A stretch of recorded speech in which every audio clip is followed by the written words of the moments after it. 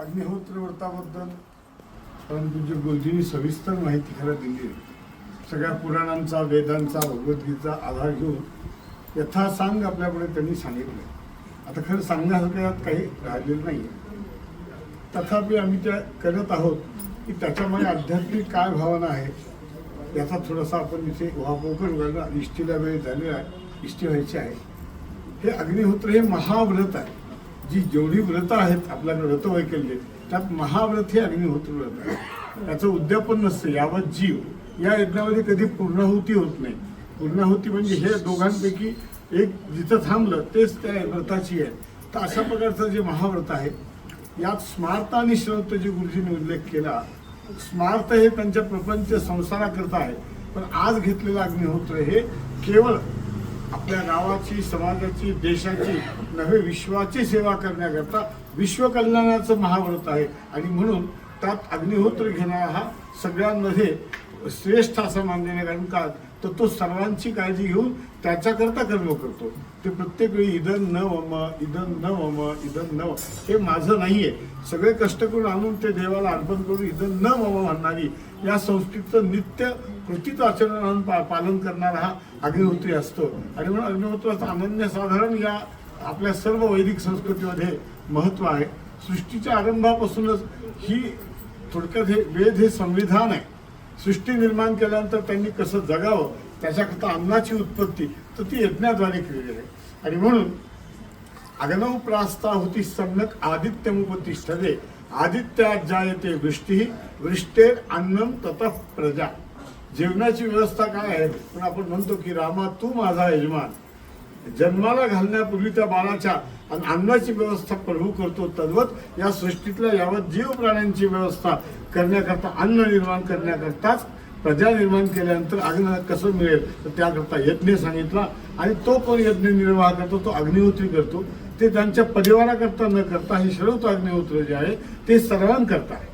म्हणजे सर्वांचं कल्याण त्यामध्ये आहे.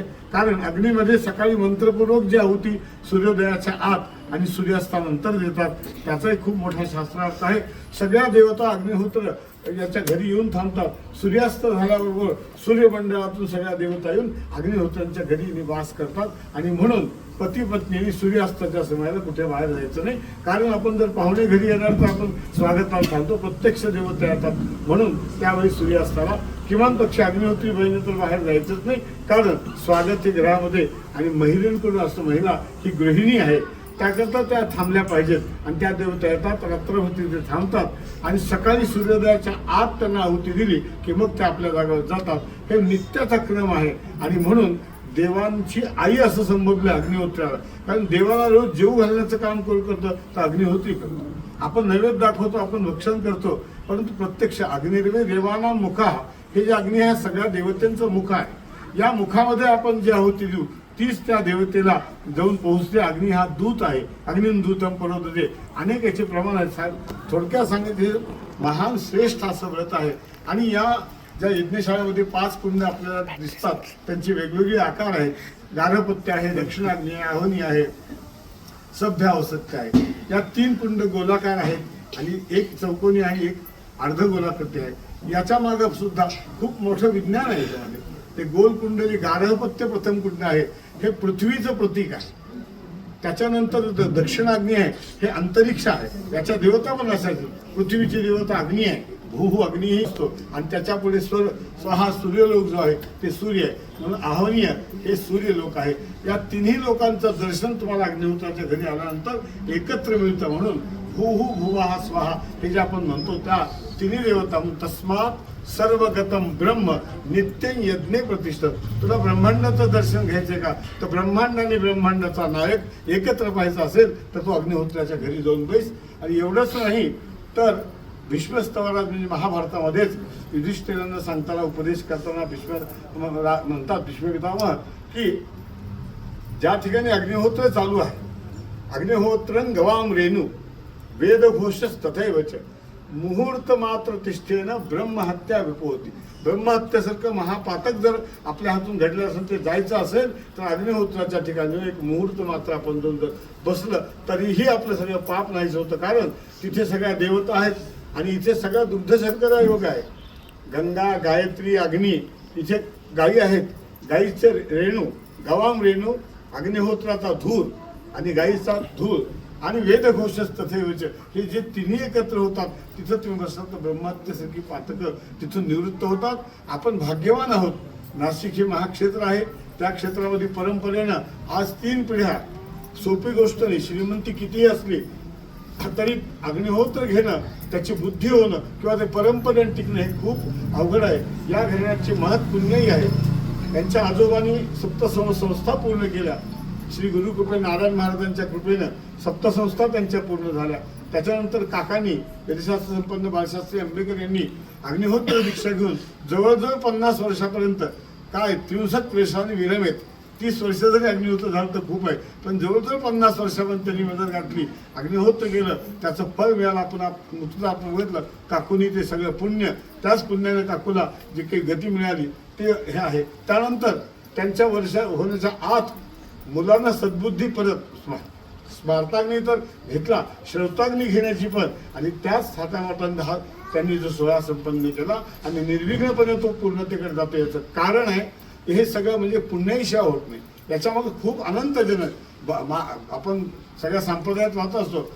मागील जन्मात अनंत पुण्य केल्यामुळेच तुकाराम महाराज असो यांना भगवंताची भेट झाली. यज्ञनारायण सर्व 3 पिढ्या घरात चालताय म्हणजे अनंत जन्माचं पुण्य घरामध्ये साचलेलं आहे. आणि म्हणून अशी सुविद्य मुलं, सुविद्य सुना ह्या सगळ्या मिळाल्या आणि त्या सगळ्या अनुकूल आहेत.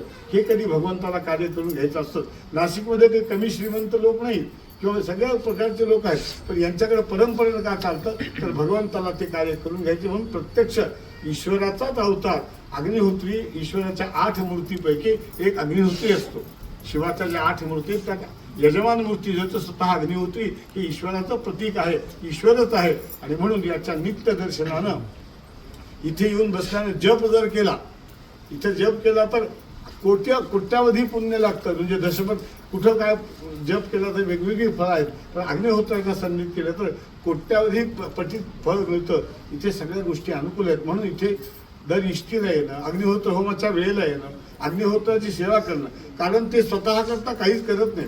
सगळे संकल्प करताना मम आत्मानं हा सकुटुंबस्य बांधवानाम आहे, पण इथे काय तत्सत परमेश्वर प्रीत्यर्थ. माझ्या या कृतीने जगदात्मा, सगळ्या विश्वरात्मा जो आत्मा आहे, जो परमेश्वर आहे तो संतुष्ट व्हा. तया सर्वात्मका ईश्वरा स्वकर्म कुसुमाची वीरा पूजा केली होया पारा तोषा लागे. माझा स्वतःच्या कर्मानं जर त्या ईश्वराची पूजा केली तर विश्वात्मक ईश्वर तुष्ट होतो. अशा प्रकारचं महत् कार्य आज मुकुंद शास्त्रींनी ग्रहण केलंय आणि ते करणार आहेत. म्हणून ते आपल्याकरता करतायत. अग्निहोत्री नित्य जे होम हवन करतो त्याच्या कुटुंबाकरता न करता आपल्याकरता करतो. म्हणून याला जे जे सहाय्य करतात तर ते त्या पुण्याचे वाटेकरी होतात. सहाय्य करतो ना. म्हणून जसं आंबा एखाद्याने लावला, शेतकरी आंबा लावून जातो, पण वाटसरू तिथून झाडाखालून गेला त्याला सावली मिळते. आंबे सगळ्यांना मिळतात खायला, तर आंब्याच्या झाडाप्रमाणे ते काम करत राहणार. जे इथं येईल पण आंब्याच्या जवळ जावं लागेल, झाडाखाली बसावं लागेल. तद्वत आपण इथे येऊन त्याला सहाय्य केलं तर त्याचं पुण्य आणि आपल्याला निश्चित मिळणार आहे. आणि त्यामुळे आपलं ऐहिक आणि पारलौकिक कल्याण होणार आहे. येतो अभ्युदय हा आणि निश्रेयस. म्हणजे इथला अभ्युदय श्रियम इच्छित होताच राहा. लक्ष्मीची प्राप्ती जी आहे ती नेहमी अग्नी करून करावी. पण आमच्या श्री सुत्ता नाही का, कामाव जात वेदो, म्हणजे जातेल अग्नी ही लक्ष्मी तू मला आणून दे. आणि म्हणून अग्निपैसे श्रियम होते आणि सगळ्या प्रकारचं ऐश्वर प्राप्त होऊन, आरोग्याची कामना होऊन शेवटी इदम न मम या जपामुळे त्यांना शेवटी उत्तम लोक अभ्युदय निश्रेयस म्हणजे मोक्ष प्राप्त होतो. आणि म्हणून निष्काम कर्म केल्यामुळे अग्निहोत्राला त्याला स्वर्गसुखच नाही. आता स्वर्गसुखाची व्याख्या पुराणांनी फार वेगळी केलेली आहे. आणि ते स्वर्गातलं पुण्य संपलं की पुन्हा मृत्यू यावं लागतं. म्हणून आमच्या वेदांत वाङ्मयामध्ये किंवा अध्यात्मामध्ये त्याला फार कमी लेखलेलं आहे. तर तसं नसून एका लेखात मी मुद्दाम उल्लेख केलेला आहे की या निष्काम कर्माने सुद्धा मोक्षाच्या अलीकडल्या दारावर जाऊन पोहोचतं. आणि मग त्याला ज्ञान होऊन, असं ज्ञानेश्वर महाराज सुद्धा की आपलं स्वकर्म केलं तर त्यालाही मोक्ष या कर्माने सुद्धा मिळतो. म्हणजे ज्ञानाने जरी मोक्ष असला तरी कर्माने चित्तशुद्धी होऊन त्याला मोक्ष मिळतो. पण ते कर्म मात्र अग्निहोत्रासारखं निष्काम कर्म केलं पाहिजे, सगळ्यांकरताच फक्त कर्म केलं पाहिजे असं महाव्रत त्यांनी घेतलंय. आपण त्यामध्ये सर्वांनी सहकार्य करून इथे दर्शनाला यावं, अग्निहोत्राची दखल घ्यावी. गुरुजींनी सांगितलं आकाश आयाचेच होते, तिथे कोणाकडे जाणार नाहीत. अहो अग्निहोत्री घरी यायला फार भाग्य लागतं. नंदंती पितर देवा तुमच्या श्रोतोल्लास ग्रंथामध्ये म्हणे अग्निहोत्री घरी आला तर स्वर्गामध्ये पितर नाचायला सुरू करता आले. माझ्या वंशजामध्ये अग्निहोत्री घरी आलाय. नंदंती पितर देवा, देवांना आनंद होतो, पितरांना आनंद होतो. माझ्या कुलामध्ये आज अग्निहोत्री घरात आगमन झालं. इथे 3-3 पिढ्या अग्निहोत्र चालू आहे आणि आज सर्व योग अग्निहोत्री संन्यासी हे लोक या ठिकाणी आलेले आहेत. त्यामुळे अत्यंत पावन, गंगेच्या पावन तीरावर अत्यंत पवित्र ठिकाणी आणि उत्तम मुहूर्त साधून गुरुजीने आम्ही त्या दिवशी ठरवून हा मुहूर्त हा एकदम उत्तम मुहूर्त आहे, तो साधला गेला. हे सगळं ईश्वराच्या कृपेशिवाय होत नाही आणि निर्विघ्नपणे पार पडत नाही. तर अशी ही परंपरा भगवान यज्ञनारायण हीच प्रार्थना आहे. उत्तरोत्तर 3 पिढ्यांनी परंपरागत त्यांच्या घरामध्ये अग्निहोत्र चालू राहावं आणि आमच्याही परंपरागत लोकांना येऊन सेवा घडावी ही यज्ञनारायणची प्रार्थना करतो. उशीर झालेला आहे. हा विषय खूप मोठा आहे. तात्पर्य थोडक्यात सांगितलं की याच्याशिवाय दुसरं महाव्रत नाही आहे. सगळ्यात प्रथम धर्म आहे.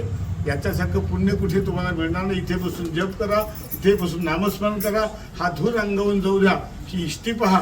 इष्टीतल्या प्रत्येक प्रक्रियेत विज्ञानाची प्रक्रिया आहे, अध्यात्म आहे. आमच्या संसाराचे आपण जर पात्र पाहताल तर उखळ आहे, मुसळ आहे, पाटा आहे, वरवंट आहे, या सगळ्या गोष्टी आहेत. सूप आहे, हे रोज संसारात लागणाऱ्या गोष्टी आहेत. म्हणजे आमचा संसारच परमार्थ स्वरूप कसा करा हे इष्टीतून शिकलं पाहिजे. रोज सुपामध्ये धान्य पाकडत असताना त्यामध्ये जे काही दोष आहेत ते काढून टाकतो. ते हे ईश्वरा माझ्या अंतःकरणामध्ये काही दुर्विचार आले त्या खड्यासारखे बाजूला काढून टाक. हे अध्यात्म आम्हाला रोज शिकवणारी इष्टी आहे. म्हणून असं प्रत्येक प्रक्रियेच्या मागे अध्यात्म आहे, विज्ञान आहे आणि सर्व सिद्ध वस्तूंना मंत्रांनी पवित्र करून. आणि इथं सर्वात महत्वाचं व्रत काय असेल तर ते आता व्रत ग्रहण करताना म्हणतील अग्नेय व्रत पते. सत्य हे व्रत आहे आणि सत्य काय आहे तर फक्त परमेश्वर सत्य आहे. पण त्या सत्याचं धारण करून हे आजीवन व्रत करायचा असा दृढ संकल्प केलाय. आजच्या या एवढ्या युगामध्ये इतकी प्रलोभन असताना एवढ्या सगळ्या गोष्टींचा त्याग करून केवळ निधन न म्हणून असं नाही, कुठे खायचं नाही, बाहेर जेवायचं नाही, कुठलेही पदार्थ खावे वाटले तिथून खायचं नाही, असा सगळ्या प्रकारचा त्याग करून हे कशा करता करायचं तर सगळ्या याच्यावर प्राणीमात्राच्या कल्याणाकरता करायचं आहे. आणि म्हणून हे महाव्रत आहे. अग्निहोत्राच्या दर्शनाने त्यांच्या येण्याने सगळ्या प्रकारचं पुण्य मिळतं. सर्वांनी या इष्टीला नित्य होमाला यावं, याला सहाय्य करावं, दर्शन घ्यावं, याची दखल घ्यावी. आणि असं हे महानगर आहे.